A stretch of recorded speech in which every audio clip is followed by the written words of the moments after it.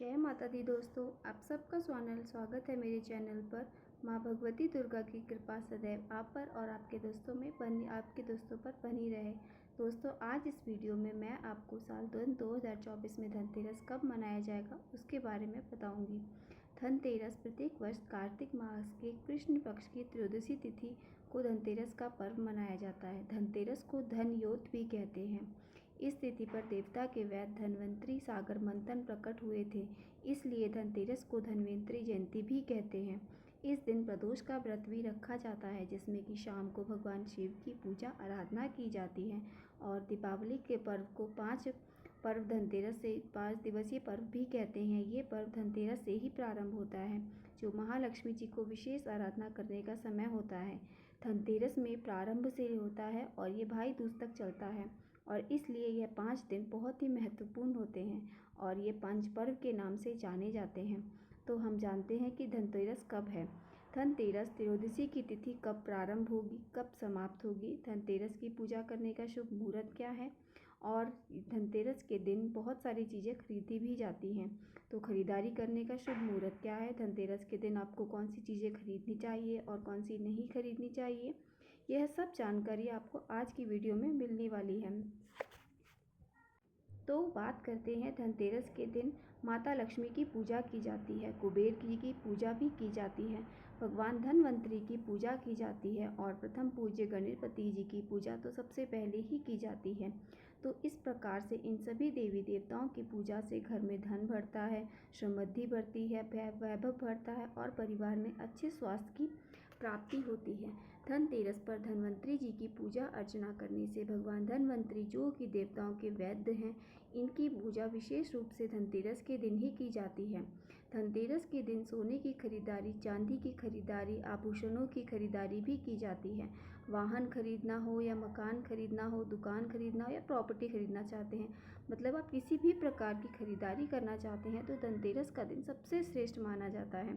तो यह देखिए, जिनके पास पैसा है वह कितनी भी महंगी चीज़ खरीद सकते हैं, लेकिन अगर बहुत कुछ ना खरीदें तो कुछ चीज़ें आपको आवश्यक होती हैं जो आपको खरीदनी चाहिए, जिससे घर में धन समृद्धि बढ़ती है। जैसे कि आपको धनिया खरीदना चाहिए, मतलब जो साबुत धनिया होता है, धनिए के बीज खरीदना या फिर झाड़ू खरीदना, नमक अवश्य खरीदना चाहिए। पीतल के बर्तन भी आप खरीद सकते हैं। तो मतलब आपके पास जो भी आप चाहते हैं, आपके अपने सामर्थ्य के अनुसार अवश्य खरीदें। चाहे छोटी से छोटी चीज़ हो, चाहे आप झाड़ू ही ले आइए, थोड़ा सा मीठा ले आइए, लेकिन धनतेरस के दिन आपको खरीदारी अवश्य करनी चाहिए। कहा यह जाता है कि धनतेरस के दिन खरीदारी खरीदने के स्वरूप में माता लक्ष्मी हमारे घर में वास करती हैं और वर्ष पर्यंत माता लक्ष्मी की कृपा हमारे घर पर हमेशा बनी रहती है। इसलिए धनतेरस की खरीदारी करना सर्वश्रेष्ठ माना गया है। और धनतेरस कब मनाएंगे, देखिए, कार्तिक मास के कृष्ण पक्ष की त्रयोदशी तिथि जो है वो प्रारंभ हो रही है 29 अक्टूबर को सुबह 10:30 पर प्रारंभ हो रही है और ये समाप्त होगी 30 अक्टूबर को, यानी दोपहर में 1:10 पर। धनतेरस का पर्व त्रयोदशी व्यापी तिथि में मनाया जाता है। इसके अनुसार जो है वो धनतेरस हमको 29 अक्टूबर 2024 यानी मंगलवार के दिन मनाया जाएगा। इसी दिन प्रदोष का व्रत भी रखा जाएगा। अब बात करते हैं पूजा के समय शुभ मुहूर्त की। तो ये शुभ मुहूर्त हमें प्राप्त हो रहा है शाम को 6:31 से रात्रि के 8:13 तक। इसके अलावा जो आप प्रदोष काल की पूजा का शुभ मुहूर्त जो है वो है शाम को 5:38 से रात्रि के 8:13 तक। इन मुहूर्त के हिसाब से पूजा अर्चना करना बहुत शुभ माना जाता है। वृषभ काल में माता लक्ष्मी की आराधना की जाती है। तो माता लक्ष्मी की वृषभकालीन पूजा का जो शुभ मुहूर्त आपको प्राप्त हो रहा है वह 6:13 के शाम के रात्रि के 8:21 तक रहेगा। अब बात करते हैं सोना खरीदने का, या फिर कोई भी महंगी धातु खरीदना चाहते हैं, कोई भी खरीदारी करना चाहते हैं, तो उसके लिए शुभ मुहूर्त क्या होगा। देखिए, सोना खरीदने का शुभ मुहूर्त 29 अक्टूबर 2024 को 10:31 से अगले दिन के यानी 30 अक्टूबर को 6:32 सुबह तक रहेगा। खरीदारी के लिए आपको 20 घंटे का शुभ समय प्राप्त हो रहा है। तो इस समय में आप कोई भी खरीदारी कर सकते हैं। दोस्तों, इस बार धनतेरस पर इतना शुभ योग है कि हमें प्राप्त हो रहा है कि इस दिन त्रिपुष्कर योग का शास्त्रों के अनुसार योग है। तो त्रिपुष्कर योग में आप अगर कोई भी खरीदारी करते हैं, कोई भी शुभ कार्य करते हैं, तो उसका हमें 3 गुना लाभ प्राप्त होता है। और यह शुभ मुहूर्त आपको प्राप्त हो रहा है 29 अक्टूबर को सुबह 6:31 से सुबह के 10:31 तक। धनतेरस के दिन ब्रह्म मुहूर्त में हमें स्नान भी करना चाहिए। ब्रह्म मुहूर्त में स्नान करने का जो समय है वो है 29 अक्टूबर को आपको सुबह को प्राप्त होगा। आपको 4:50 से 5:41 तक शुभ मुहूर्त में आप स्नान कर सकते हैं और पूजा अर्चना कर सकते हैं। अगला जो शुभ मुहूर्त की हम बात करेंगे वो है अमृतकाल का। अमृतकाल का जो शुभ मुहूर्त स्टार्ट हो रहा है वो है सुबह 10:24 से प्रारंभ होगा ये, और दोपहर के 12:12 तक रहेगा।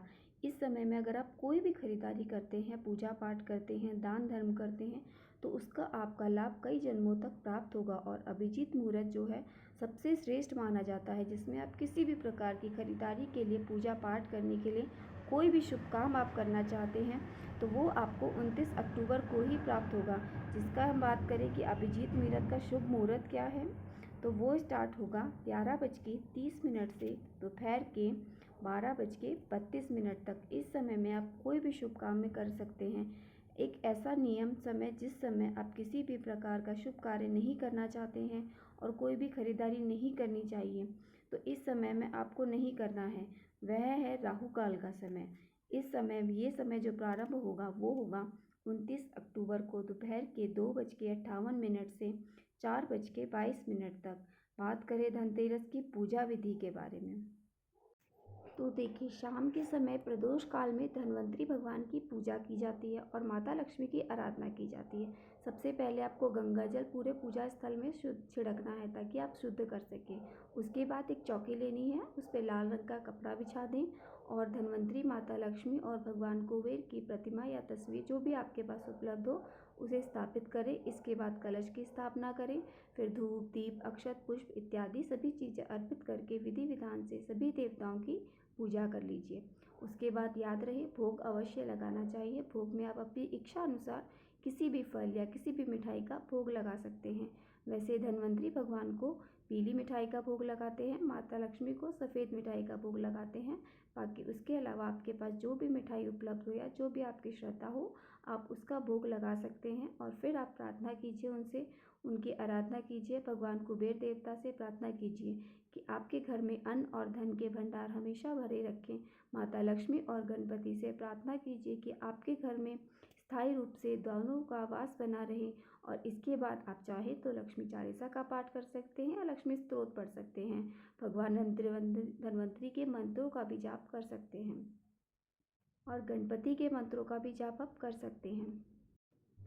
उम्मीद करती हूँ आप सबको मेरा ये वीडियो उपयोगी लगा होगा। अगर थोड़ा सा भी उपयोगी लगा हो तो प्लीज़ वीडियो को लाइक ज़रूर करें, और चैनल पर पहली बार आए हैं तो और आपने अभी तक चैनल को सब्सक्राइब नहीं किया है तो आज की वीडियो लाइक करें और चैनल को सब्सक्राइब ज़रूर करें और बेल आइकन ज़रूर प्रेस करें। इससे होगा ये कि मेरे चैनल पर जो भी वीडियोज़ अपलोड होंगी उनकी आपको सही समय पर नोटिफिकेशन मिलता रहेगा। आगे अभी मेरे चैनल पर कार्तिक मास की कथाएँ और आने वाले व्रत, उनकी कथाएं, उनकी पूजा विधि की वीडियो समय समय पर उपलब्ध होती रहेंगी। आप उन सबको देखना ना भूलें। जय माता दी, जय हो लक्ष्मी माता की।